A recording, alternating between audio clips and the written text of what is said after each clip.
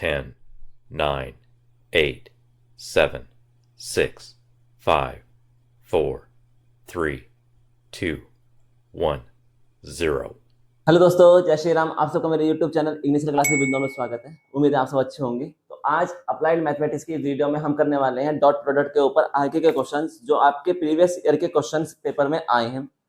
जितने भी क्वेश्चन आज कराने वाला हूँ वो सभी क्वेश्चन इंपॉर्टेंट क्वेश्चन है और उन्हीं मेथड पे कराने वाला हूँ जो मैंने इससे पहले वीडियो में आपको फॉर्मूलास लिखवाए हैं। तो आज हम बहुत अच्छे अच्छे क्वेश्चंस करेंगे और अपने जो प्रीवियस वीडियोस कराई है मैंने डॉट प्रोडक्ट पर, जितने भी मैंने फॉर्मूलाज लिखवाए हैं उन सब पे मैं आपको क्या कराने वाला हूँ, क्वेश्चंस कराने वाला हूँ। तो वीडियो बहुत ही अच्छी और इंपॉर्टेंट होने वाली है, तो इसलिए वीडियो को कंप्लीट जरूर देखेंगे, स्किप नहीं करेंगे। चलिए वीडियो को स्टार्ट करते हैं और देखते हैं कि आज के हमारे इंपॉर्टेंट क्वेश्चंस कौन कौन से हैं और ऐसी कौन सी ट्रिक्स है जो हम टाइम बचा सकते हैं और क्वेश्चन को इजीली और जल्दी सोल्व कर सकते हैं। तो चलिए वीडियो को स्टार्ट करते हैं। फर्स्ट क्वेश्चन है क्या, find the A dot B. हमें क्या बताना है, डॉट प्रोडक्ट बतानी है किसकी, ए की और बी की। तो डॉट प्रोडक्ट बतानी है तो सीधी सी बात है, स्टार्ट करते हैं। ए डॉट, डॉट को थोड़ा डार्क करके बनाना है ताकि दिखाई दे। तो ए डॉट बी कैसे निकालेंगे, ए की वैल्यू कितनी दी गई है 2i माइनस के 6j माइनस के 3k। ये हमारे ए की वैल्यू है। डॉट करेंगे किसके साथ, बी के साथ। बी की वैल्यू है 4i plus 3j minus k k। करना स्टार्ट करते हैं। A dot B, A dot B. देखो मैंने आपको शॉर्ट ट्रिक बताई थी, आप चाहो तो इसको एक्सपेंड करके कर सकते हो। क्या कि 2i की पहले तीनों के साथ करेंगे, फिर 6j के तीनों के साथ करेंगे और फिर k की तीनों के साथ करेंगे। लेकिन मैं इतना लेंथी क्यों करूं, क्योंकि मुझे पता है बच्चों, क्या पता है मुझे कि जब मैं i की डॉट i से करूंगा और j की डॉट j से करूंगा और k की डॉट k से करूंगा तभी वन आता है। इसके अलावा मैं किसी की भी किसी से करूंगा तो क्या आएगा, जीरो आएगा।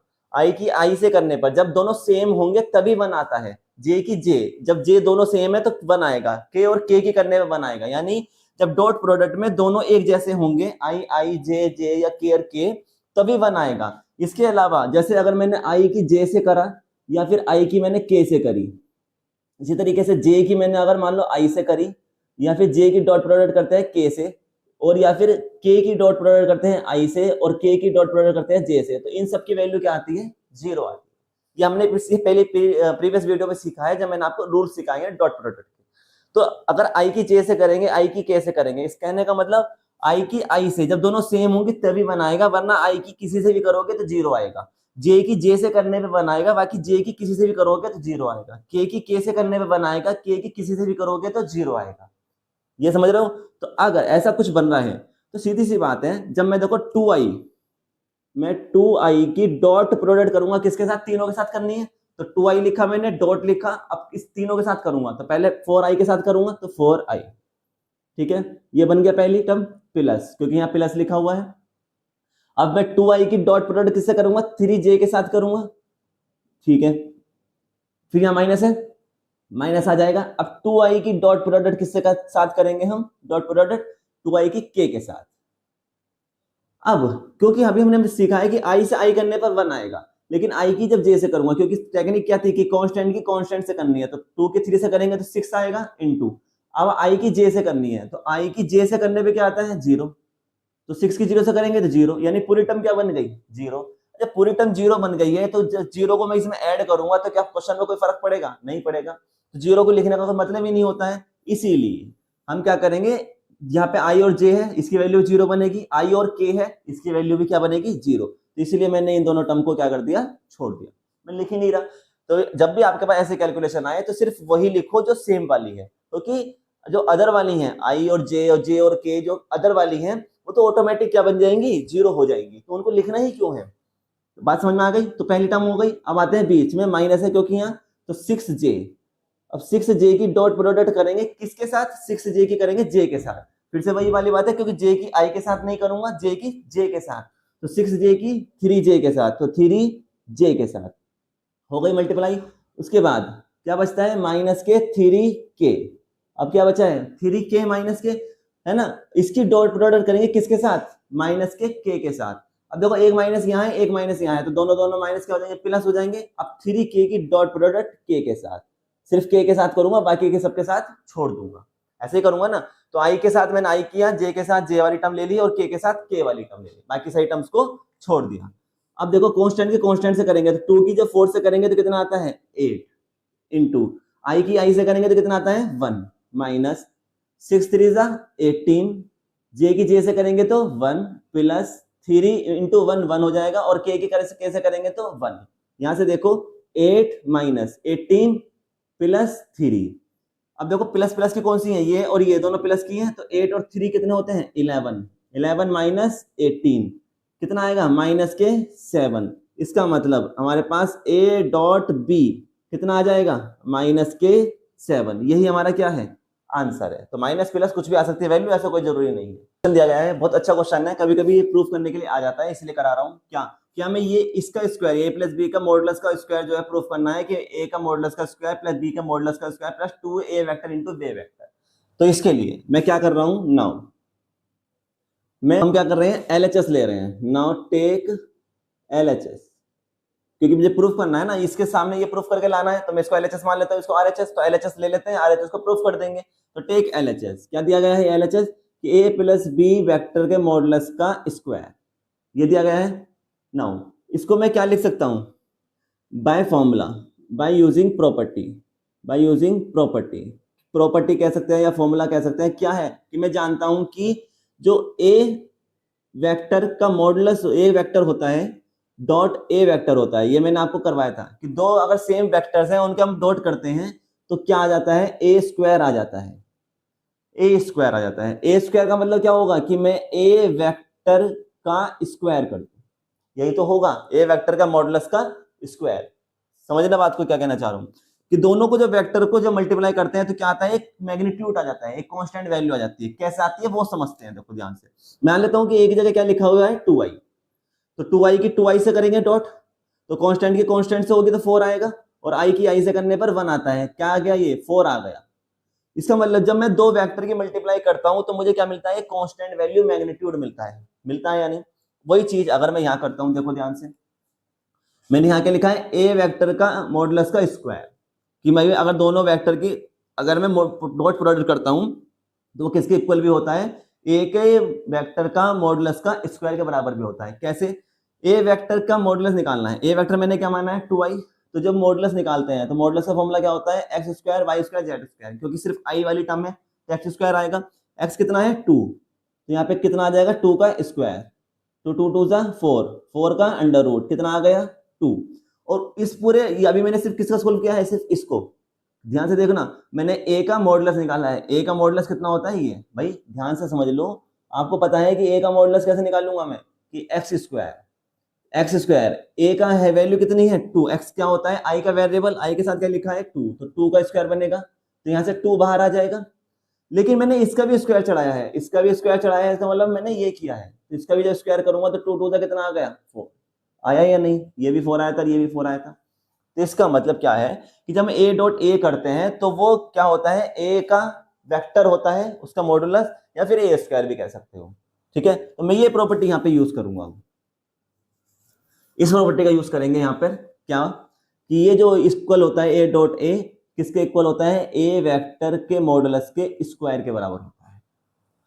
ओके, अब देखो तो यहाँ पे ये क्या लिखा हुआ है, सीधी सी बात है, ये क्या लिखा हुआ है a प्लस बी का, यानी कि मैं अगर इस पूरी टर्म को a मान लूं तो a वेक्टर का मॉडुलस लिखा हुआ है। अगर मैं इस पूरी टर्म को क्या मान लेता हूं a मान लेता हूं, भाई a प्लस बी को मैंने क्या मान लिया a वेक्टर है, वेक्टर मान लिया, मॉडुलस लगा हुआ है, मॉडुलस लगा दिया, इसका स्क्वायर चढ़ा हुआ है, स्क्वायर चढ़ा दिया, तो ये और ये देखो सेम बन गए। तो इसका मतलब मैं अब इसको क्या लिख सकता हूँ a डॉट a लिख सकता हूँ, तो a डॉट a का मतलब मैं a vector dot a vector लिख सकता हूँ। लेकिन a की जगह क्या है लिखा हुआ a प्लस बी, तो इसका मतलब मैं क्या लिख सकता हूँ a प्लस बी का vector a vector plus B vector dot a vector plus B vector लिख सकता हूँ या नहीं, हो गया। यानी मैंने ये प्रॉपर्टी का यूज करा, इसको मैंने इसमें कन्वर्ट कर दिया। अब मैं इजीली फॉर्मूला लगा सकता हूँ डॉट प्रोडक्ट का कि पहले a के दोनों के साथ होगी फिर b की दोनों के साथ, तो मैं पहले a की डॉट प्रोडक्ट करूंगा किसके साथ दोनों के साथ, तो मैं ओपन कर रहा हूँ हाथों हाथ, a की a के साथ करेंगे डॉट प्रोडक्ट प्लस a की b के साथ, a की डॉट प्रोडक्ट किसके साथ b के साथ, फिर प्लस क्योंकि प्लस आया है, अब b की करेंगे a के साथ, तो b की डॉट प्रोडक्ट करेंगे a के साथ प्लस, और b की करेंगे डॉट प्रोडक्ट b के साथ। ध्यान से देखेंगे, अभी मैं इसको ऐसे ही लिख रहा हूं ताकि कंफ्यूजन ना हो, तो a डॉट a प्लस इसको मैंने a डॉट b प्लस, हम प्रॉपर्टी जानते थे क्या कि a डॉट b जो होता है वो बराबर होता है बी डॉट ए के। इनको आगे पीछे करके भी लिख सकते थे, ये मैंने आपको फॉर्मूला लिखवाया है। तो इसी तरीके से मैं बी डॉट ए को क्या लिख सकता हूँ, ए डॉट बी प्लस ये क्या बन गया, बी डॉट बी। अब ध्यान से देखो, ए डॉट ए को आप कैसे लिख सकते हो, इस फॉर्म में लिख सकते हो ना, ए डॉट ए को इस तरीके से। तो मैंने इसका मॉडुलस बना दिया ए डॉट ए का स्क्वायर का। ये एक भी ए बी ये रहा, एक ए बी ये रहा, कितने बन गए, 2ab। तो पहले मैं बी स्क्वायर आ रहा है सिर्फ बी स्क्वायर लिख रहा हूँ। तो देखो बी डॉट बी को मैं क्या लिख सकता हूँ, बी वेक्टर का स्क्वायर प्लस एक ये रहा, एक ही है, तो कितने बन गए, 2a डॉट बी। प्रूफ हो गया। यही तो मैंने क्या लाना था, RHS आ गया। यही तो प्रूफ करना था, RHS। तो LHS बराबर RHS, ठीक है, LHS is equal to RHS। Proof हो गया। तो छोटा सा क्वेश्चन है, कभी कभी प्रूफ होने के लिए आ जाता है। मैं ये याद भी करना था, ये चलो एक फॉर्मूला था, लेकिन मैंने सोचा कि फॉर्मूला ना करा के इसका डेरिवेशन ही कराता हूँ, तो फॉर्मूला भी याद हो जाएगा और साथ में अगर ये आ जाए तो आप इसको प्रूफ भी कर सकते हैं। ठीक है, नेक्स्ट क्वेश्चन करते हैं। क्या है कि हमें प्रूफ करना है कि i प्लस j यानी ये वेक्टर और this vector are mutually perpendicular. हमें क्या प्रूफ करना है कि ये तो दोनों वेक्टर्स हैं, ये क्या है, परपेंडिकुलर है, म्यूचुअली परपेंडिकुलर। तो सॉल्यूशन कैसे करना है, मैं लेट कर लेता हूँ, मान लेता हूँ कि ये जो वेक्टर है मैंने किसी के इक्वल मान लेता हूँ। तो मैंने ए वेक्टर के इक्वल मान लिया पहले वाला वेक्टर जो दिया गया है, ठीक है, क्योंकि बिना उसके में कैलकुलेशन थोड़ी सी टफ पड़ जाती है। मैंने दूसरे वाले वेक्टर को बी मान लिया कि ये बी के इक्वल है, और क्या दिया गया है, i माइनस जे और माइनस के 2k। हमें क्या प्रूफ करना है कि दोनों क्या है, ये परपेंडिकुलर है, परपेंडिकुलर है। तो इसका मतलब मैंने फॉर परपेंडिकुलर, मैंने आपको एक कंडीशन लिखवाई थी, एक फॉर्मूला लिखवाया था परपेंडिकुलर के लिए। ये परपेंडिकुलर के लिए क्या होना चाहिए कि जो दो वेक्टर दिए गए हैं ए डॉट बी, वो दोनों के दोनों वेक्टर क्या होना चाहिए, 0 फॉर परपेंडिकुलर शुड बी, ठीक है, वेक्टर शुड बी लिख सकते हो यहाँ पे कि परपेंडिकुलर होने के लिए क्या होना चाहिए कि ए डॉट बी जो है वो क्या होना चाहिए, 0 होना चाहिए। अब परपेंडिकुलर 0 क्यों होना चाहिए उसको भी मैंने रीजन बताया था। कैसे कि बच्चों परपेंडिकुलर का मतलब क्या होता है कि भाई ये मैं मान लेता हूँ कि ये कोई ए वेक्टर है जो दिया गया है, और मैंने मान लिया कि इस लाइन पर क्या है, कोई दूसरा वेक्टर है बी वेक्टर मान लेते हैं। तो ए वेक्टर ये है और बी वेक्टर इस लाइन पर है। उन्होंने कहा है परपेंडिकुलर है। परपेंडिकुलर का मतलब क्या होता है कि इन दोनों वेक्टर के बीच में कितना एंगल होना चाहिए, 90 डिग्री का होना चाहिए। इन दोनों के बीच में कितना एंगल होना चाहिए, 90 डिग्री होना चाहिए, तभी तो परपेंडिकुलर होंगे। अब हमें एक फॉर्मूला पता था क्या कि हम a डॉट बी निकाल सकते हैं अगर हमारे पास दोनों वेक्टर क्या है, इंक्लाइंड है। तो इंक्लाइंड का मतलब उन दोनों के बीच में कुछ भी एंगल दिया गया है। तो क्या था फॉर्मूला कि a का मॉडुलस b का मॉडुलस इंटू कोस थीटा। अब देखो कोस थीटा, इसका मतलब क्या है, थीटा क्या था कि दोनों वेक्टर के बीच का एंगल कितना दिया गया है, 90। उसने कहा ना परपेंडिकुलर है, तो परपेंडिकुलर होने के लिए केस क्या है कि थीटा 90 होना चाहिए, और कोस 90 की वैल्यू कितनी होती है, 0। कोस 90 की वैल्यू 0। इसका मतलब 0 की टर्म, पूरी टर्म क्या बन गई हो, 0 की मल्टीप्लाई इन दोनों से करूंगा तो वो भी 0 आएगा। तो इसीलिए ए डॉट बी क्या बन गया था, 0। कि भाई ए डॉट बी अगर 0 आ रहा है तो वो परपेंडिकुलर होंगे, अगर 0 नहीं आया है तो परपेंडिकुलर नहीं होंगे। तो हमें इस क्वेश्चन में यही प्रूफ करना है कि ये दोनों परपेंडिकुलर हैं। परपेंडिकुलर है प्रूफ करना है, तो इसका मतलब हमें क्या लाना चाहिए, ए डॉट बी, इन दोनों की जब हम मल्टीप्लाई करेंगे, डॉट प्रोडक्ट करेंगे, तो क्या आना चाहिए, 0 आना चाहिए। 0 आ गया तो ये परपेंडिकुलर होंगे, अगर 0 नहीं आया तो ये परपेंडिकुलर नहीं होंगे। बात समझ में आ गई। तो यहां से स्टार्ट करते हैं कि ए डॉट बी, ए की वैल्यू कितनी दी गई है, i प्लस जे माइनस के, कैप लगा देंगे इनके ऊपर, और हमें डॉट प्रोडक्ट निकालनी है किसके साथ, माइनस के i माइनस के जे और माइनस के 2k के साथ। करते हैं a डॉट बी। मैंने बताया था कि सेम वाले के साथ सेम करेंगे तो क्या आएगा, 1 आएगा, बाकी अगर डिफरेंट के साथ मल्टीप्लाई करेंगे तो 0 आएगा। तो देखो मैं इस i के तीनों के साथ करूंगा पहले, तो i की डॉट प्रोडक्ट करेंगे किसके साथ, माइनस के i के साथ। होगी या नहीं, क्योंकि ये माइनस का है। फिर यहाँ क्या है, फिर यहाँ पे क्या है, माइनस। अब i के करेंगे j के साथ, तो i के j के साथ 0 आता है, i की k के साथ 0 आएगा। क्यों लिखना, मैं लिख ही नहीं रहा। अब मैं डायरेक्ट क्या लिखूंगा, जे, जे कैसी टर्म है यहाँ, प्लस की है तो प्लस के जे। इसकी डॉट प्रोडक्ट करेंगे किसके साथ, जे के साथ, माइनस के जे के साथ। बाकी जे के साथ के करूंगा तो 0 आएगा, जे की आई के साथ करूंगा तो भी 0 आएगा। अब क्या बचा यहाँ, माइनस के के की डॉट प्रोडक्ट करेंगे किसके साथ, के के साथ, तो के के साथ करेंगे यानी माइनस के 2k के साथ। और बाकी के आई के साथ करूंगा 0 हो जाएगा, के की जे के साथ करूंगा वो भी 0 हो जाएगा। आई की आई के साथ करने पे क्या आता है, 1, लेकिन यहाँ क्या बचा, माइनस, ठीक है। इसी तरीके से जे की जे के साथ करने में क्या आएगा, 1, लेकिन यहाँ क्या बचेगा, माइनस। उसके बाद k की k के साथ करने पर क्या आएगा 1, ठीक है। साथ में क्या चल रहा है 2 चल रहा है ना, तो 2 की जब 1 से करेंगे 2 आएगा और k की k के साथ करेंगे तो 1 आएगा, लेकिन माइनस माइनस प्लस हो जाएगा। ध्यान से समझना, बहुत बड़ी चीज है ये, कभी गड़बड़ कर लो। देखो एक माइनस ये है, एक माइनस ये है, तो प्लस तो आना ही आना है। अभी k के साथ 1 लिखा है और k के साथ 2 लिखा है, 1 की 2 के साथ करेंगे तो 2 आएगा इनटू k, और k की जब करेंगे तो क्या आएगा 1, तो 2 की जब 1 से करेंगे तो कितना आ जाएगा 2। यहाँ से देखो 1 दोनों माइनस के है तो ये माइनस के 2 और ये प्लस के 2, 2 से 2 कैंसिल, तो इसका मतलब a डॉट b कितना आ गया 0। आया या नहीं आया, 0 आ गया, 0 आ गया है, तो इसका मतलब क्या है दोनों वेक्टर्स आर परपेंडिकुलर। तो आप एक लाइन यहाँ ऐड कर देंगे, हेंस गिवन वेक्टर्स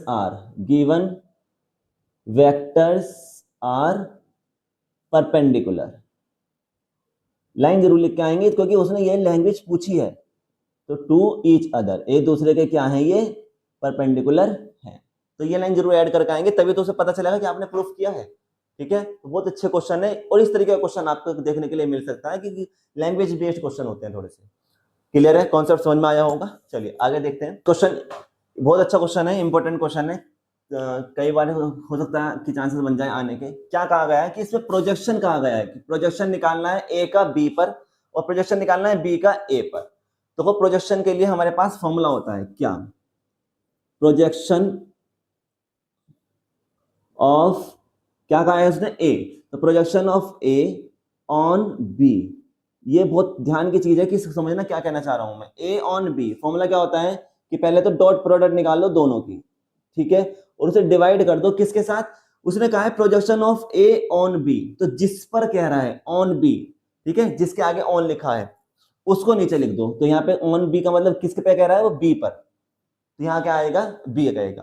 अगर जैसे उसने अभी दूसरे वाले उस टेक्निक में क्या कहा है कि हमें प्रोजेक्शन निकालना है बी का, किस पर, ऑन ए पर, किस पर, ए पर, तो अब क्या करेंगे हम, ऊपर तो डॉट प्रोडक्ट सेम रहेगा, ये तो आना ही आना है, और नीचे ऑन ए। अब क्यों ऑन ए पे कह रहा है, तो जिस पे कह रहा है, जिस पर बोल रहा है उसको रखेंगे। ये फॉर्मूला अगर आपको याद है तो प्रोजेक्शन आसानी से निकल जाएगा, क्योंकि टेक्निक तो पता ही है सॉल्व करने की।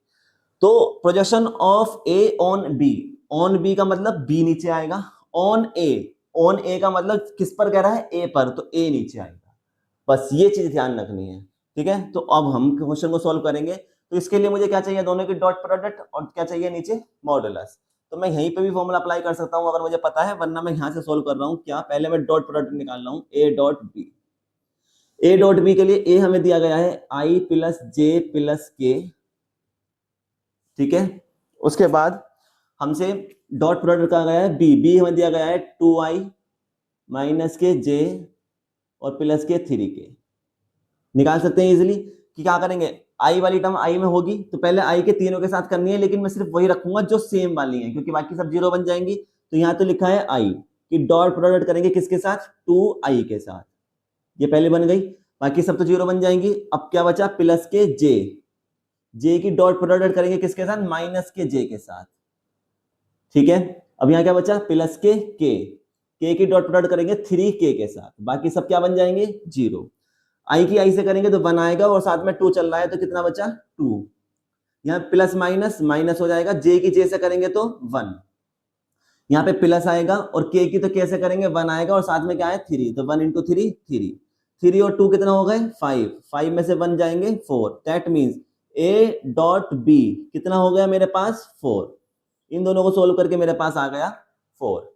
अब मुझे क्या चाहिए है, मॉडुलस चाहिए होगा ना, ए का भी और बी का भी। तो पहले मैं दोनों को एक साथ ही निकाल लेता हूं। मैं ए का मॉडुलस निकाल रहा हूं। ए का मॉडुलस के लिए फॉर्मूला क्या है कि x square y square z square. अब एक्स वाई जेड आपको पता होंगे क्या, कि इसको स्टैंडर्ड फॉर्म में जब लिखते हैं तो क्या होता है, एक्स आई वाई जे और जेड के, यह है इसकी स्टैंडर्ड फॉर्म। तो यहां से जब कंपेयर करते हैं तो आई के साथ जो लिखा है वो एक्स कहलाएगा, जे के साथ जो लिखा है वाई, और के साथ जो लिखा है जेड। आई के साथ यहाँ क्या लिखा है, जब कुछ नहीं होता तो क्या मानते हैं 1, तो तीनों के साथ क्या है 1 1 1। तो यहाँ से हमारे पास स्क्वायर आ जाएगा 1 का स्क्वायर 1 का स्क्वायर 1 का स्क्वायर। मॉडुलस ऑफ ए कितना आ गया 3 बन गया, और अंडर रूट 3 किसी की वैल्यू नहीं होती तो इसलिए अंडर रूट 3 ही रहेगा। इसी तरीके से क्या निकालेंगे हम बी का मॉडुलस, तो बी का मॉडुलस भी ऐसे निकलेगा, x square y square plus z square. X की जगह क्या लिखा है यहाँ पर 2, प्लस, जैसी लिखी होती है टर्म वैसी ही लिखेंगे, चाहे माइनस में हो तो माइनस की लिखेंगे, तो यहाँ माइनस के 1 है तो इसलिए यहाँ क्या आएगा, माइनस के 1 आएगा। और k की वैल्यू कितनी है, 3, तो 3 का स्क्वायर, 2 2 जा 4, 1 3 3 जा 9, कितना आ गया, अंडर रूट 14। तो b वेक्टर का मॉडुलस कितना आ गया हमारे पास, अंडर रूट 14। अब हम इजीली फॉर्मूला लगा सकते हैं, इसमें फॉर्मूला लगाएंगे क्या, सबसे पहले क्या कहा था उसने कि प्रोजेक्शन निकालना है हमें, प्रोजेक्शन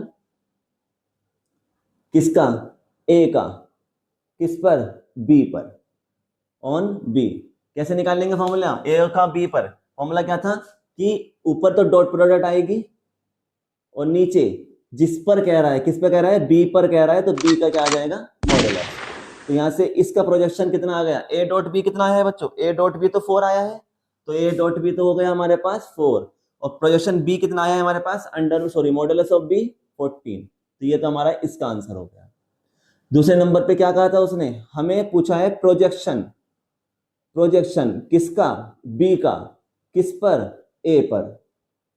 तो उसके लिए फॉर्मूला हमने क्या लिखा है अभी अभी कि भाई a डॉट b तो निकालना है और किस पर कह रहा है, a पर, तो इसलिए नीचे क्या आ जाएगा, a डॉट b हमारा कितना आया था 4, और मॉडुलस ऑफ a कितना आया है, अंडर रूट 3। तो ये किसका बन गया आंसर, ये आंसर इसका आ गया। तो बहुत अच्छा टेक्निक है, बहुत सिंपल सा टेक्निक है, टेक्निक तो वही रहेगी, फॉर्मूला थोड़ा सा चेंज है। तो जिस पर कह रहा होता है, ऑन बी कहा है तो बी नीचे आएगा, ऑन ए कहा है तो ए नीचे आएगा, और ये टेक्निक होती है प्रोजेक्शन निकालने की। तो एक 1 में या 2 मार्क्स में आ सकते हैं, क्वेश्चन के चांसेस है इसके आ सकते हैं, तो इसलिए टेक्निक या फॉर्मूला या मेथड सबका पता होना चाहिए कि कैसे सोल्व करना है। ओके, चलो आगे देखते हैं। ये क्वेश्चन दिया गया है कुछ, इस क्वेश्चन में कहा गया है कि एंगल बताना है हमें बिटवीन द वेक्टर्स, यानी ए और बी वेक्टर दिए गए हैं, इनके बीच का हमें वेक्टर बताना है। फिर से वही है कि कैसे दिया गया होगा कि मान लेते हैं कि कोई ए वेक्टर है, मान लेते हैं ये इस लाइन पर बी वेक्टर है, इन दोनों के बीच के एंगल को क्या बोलते हैं, थीटा बोलते हैं। तो हमें ये थीटा ही फाइंड आउट करके देना है। तो इसके लिए मैंने एक फॉर्मूला लिखवाया था क्या, कि हम ए डॉट नहीं डायरेक्ट लिखते हैं कि एंगल क्या होता है, cos theta is equal to क्या होता है, A dot B upon A का मैग्नीट्यूड और बी का मैग्नीट्यूड। अगर हमें ये चीज पता है तो हम एंगल निकाल सकते हैं। तो पहले हमें ए डॉट बी चाहिए होगा, तो यहां से हम ए डॉट बी निकाल लेंगे पहले कि A dot B is equal to, A कितना दिया गया है, आई माइनस के 2j प्लस के k, ठीक है, ये हमें दिया गया है आई। इसकी डॉट प्रोडक्ट करेंगे किसके साथ, 4i माइनस के 3j और माइनस के 4k। अब इनसे जब प्रोडक्ट करेंगे तो वही है कि सिर्फ सेम वाले रुकेंगे, बाकी सारे क्या बन जाते हैं, जीरो। तो सेम क्या है, आई की डॉट प्रोडक्ट करेंगे किसके साथ, 4i के साथ, ये बाकी सब जीरो बन जाएंगे।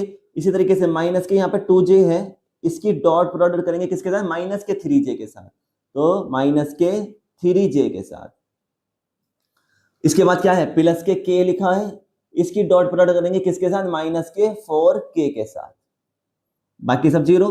तो i की जब i से करेंगे तो 1 बनेगा, और 4 साथ में चल रहा है तो 4 इंटू 1 1, 4 आ गया। चलो पूरा लिख देता हूँ, 4 इंटू 1। यहाँ देखो एक माइनस ये है, एक माइनस ये है, तो प्लस तो आना ही आना है। 2 की 3 से करेंगे तो 6 आएगा, और j की j से करेंगे तो 1 आएगा। इसी तरीके से यहाँ प्लस है और यहाँ माइनस है, तो माइनस तो आएगा ही, ठीक है। 4 की जब 1 से करेंगे तो 4 आएगा, और k की k से करेंगे तो 1 आएगा। 4 प्लस 6 माइनस 4, यही बचेगा। उसके बाद 4 से 4 कैंसिल, तो यहां से मेरे पास a डॉट बी कितना आ गया, 6 आ गया, आया या नहीं। अब आगे सोल्व करेंगे, क्या चाहिए था हमें, मॉडुलस दोनों के। तो पहले मॉडुलस निकाल लेते हैं कि a का मॉडुलस के लिए फॉर्मूला क्या है कि भाई under root x square plus y square plus z square. अब एक्स वाई जेड क्या होते हैं, इसको हम लिख सकते हैं इस फॉर्म में, एक्स आई प्लस वाई जे प्लस जेड के। तो i के साथ जो लिखा होता है वो x होता है, y j के साथ जो होता है y, और k के साथ जो होता है वो z। लेकिन जैसे प्लस का है तो प्लस का लिखेंगे, माइनस का है तो माइनस का लिखेंगे, चेंज नहीं करेंगे। तो यहाँ पे x कितना है, ऊपर देखो 1 है, क्योंकि कुछ नहीं होता तो 1 होता है, प्लस y कितना है, माइनस के 2, तो y कितना हो गया, माइनस के 2, और z कितना है यहाँ पर 1। सोल्व करेंगे इसको, तो 1 का तो 1 रहेगा, 2 2 जा 4 बन जाएगा, और 1 का 1, अंडर रूट कितना आ जाएगा 6, अंडर रूट 6। तो हमारे पास a का मॉडुलस कितना आ गया, अंडर रूट 6, सिंपल तरीके से। उसके बाद अब हमें क्या करना है, b का मॉडुलस निकालना है। तो b का मॉडुलस फिर से वही फॉर्मूला लगाएंगे, x square y square plus z square. तो x की जगह क्या लिखा है, 4 का स्क्वायर और y की जगह क्या लिखा है माइनस के 3 का स्क्वायर, और z की जगह क्या लिखा है माइनस के 4 का स्क्वायर। सोल्व करो इसको, तो 4 का 4 16 होता है, 3 का 3 9 होता है, और 4 का 4 16 होता है। तो यहाँ से b वेक्टर का मॉडुलस कितना आ गया 16 और 16 32, 32 में 9 ऐड करेंगे तो 41 अंडर रूट 41।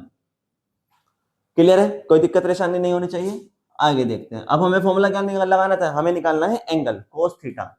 तो कोस थीटा का फॉर्मूला हमारे पास पता है। कोस थीटा का फॉर्मूला क्या होता है a डॉट b और साथ में a का मॉडुलस और b का मॉडुलस। a डॉट b हमारे पास आया है 6, बिल्कुल क्लियर आया है, कितना 6 अपॉन a का मॉडुलस कितना आया है, a का मॉडुलस है अंडर रूट 6, और b का मॉडुलस कितना आया है अंडर रूट 41। अब मैं इसको यहां छोड़ूंगा तो क्या अच्छा लग रहा है, नहीं अजीब सा लग रहा है। तो मैं इसको क्या लिख सकता हूँ 6 को अंडर, ऊपर वाले 6 को, इसको अंडर रूट 6 इंटू 6 लिख सकता हूँ या नहीं, और नीचे अंडर रूट 6 तो चल ही रहा है और साथ में 41 भी चल रहा है। ऊपर वाले को 6 इंटू 6 ऐसे लिख सकते हैं ना, अंडर रूट में दोनों की मल्टीप्लाई करेंगे 6 ही आ जाएगा लौट के। देखो इस अंडर रूट 6 से अंडर रूट 6 कैंसिल हो गया, तो मेरे पास यहाँ बचा cos theta is equal to under root 6 तो ऊपर है और नीचे अंडर रूट 41, ऊपर भी अंडर रूट है नीचे भी अंडर रूट है, तो मैं पूरे में अंडर रूट चढ़ा सकता हूँ, और क्या बन गया 6 अपॉन 41। मुझे एंगल निकालना है, एंगल क्या दे रखा है थीटा, कोस नहीं है एंगल, एंगल क्या माना तो दोनों के बीच में थीटा, तो थीटा की वैल्यू देनी है। थीटा की वैल्यू क्या आएगी cos inverse under root 6 upon 41, ये इसका क्या बनेगा आंसर।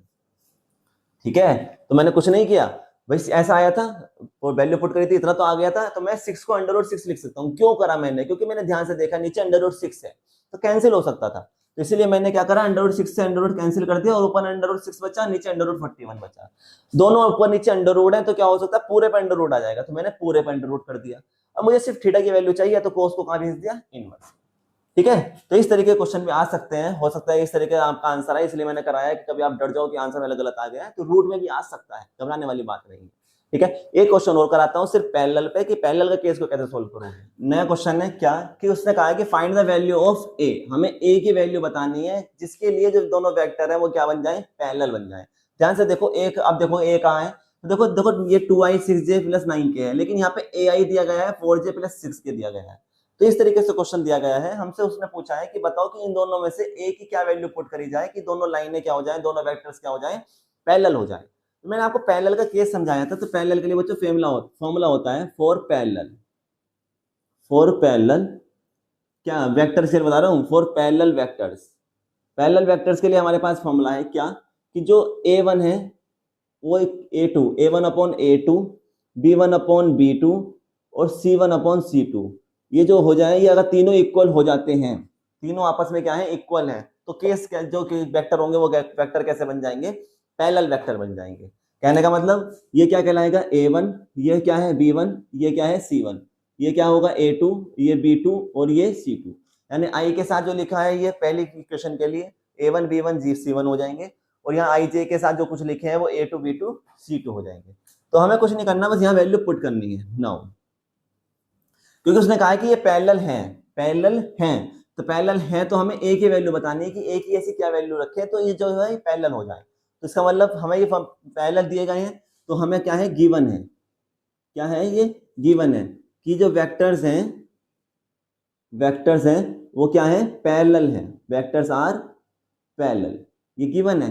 कहा ना उसने कहा ना कि दोनों वेक्टर क्या है पैरेलल हैं, तो बताओ कि ऐसी ए की क्या वैल्यू होगी, तो ए की कौन सी वैल्यू पुट करूँ कि ये पैरेलल बन जाए, इसका मतलब पैरेलल केस बना हुआ है।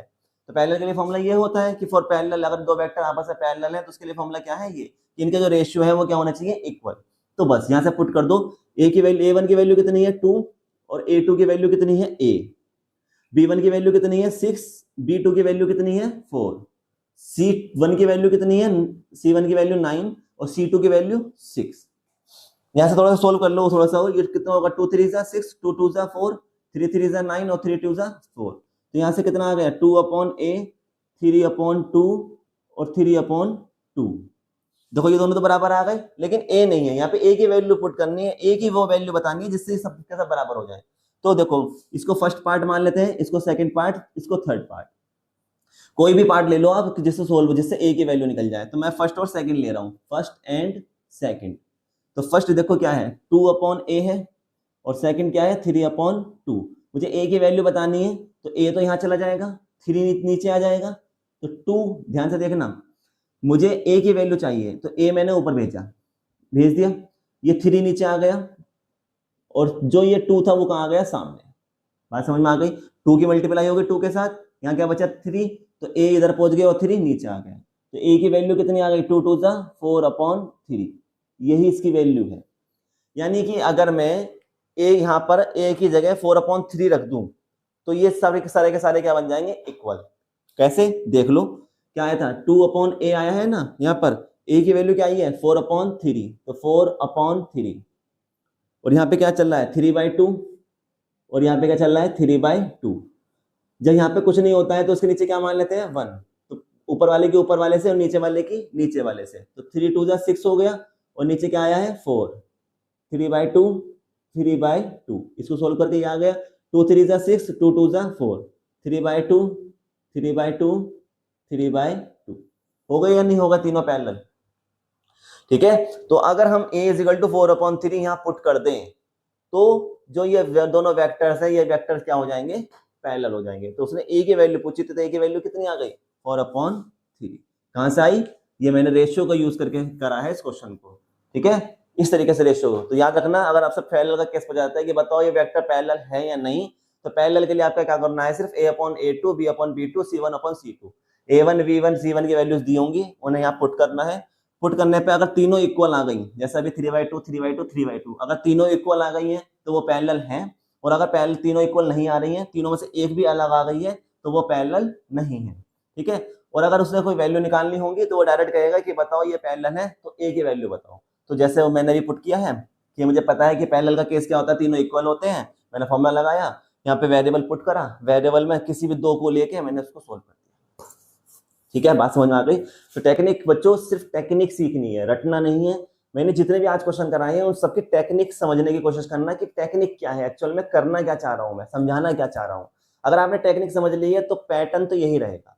डॉट प्रोडक्ट पर जितने भी क्वेश्चन आ सकते थे, मैंने सारे क्वेश्चन आपको कराने की कोशिश की है, इससे पहले वीडियोस में और इस वीडियो में, दोनों में मैंने आपको वो सारे क्वेश्चन करा दिए हैं जो अभी तक आपके प्रीवियस ईयर के क्वेश्चन पेपर में आए हैं, चाहे वो प्रूफ के क्वेश्चन हो, चाहे वो नॉर्मल क्वेश्चन हो।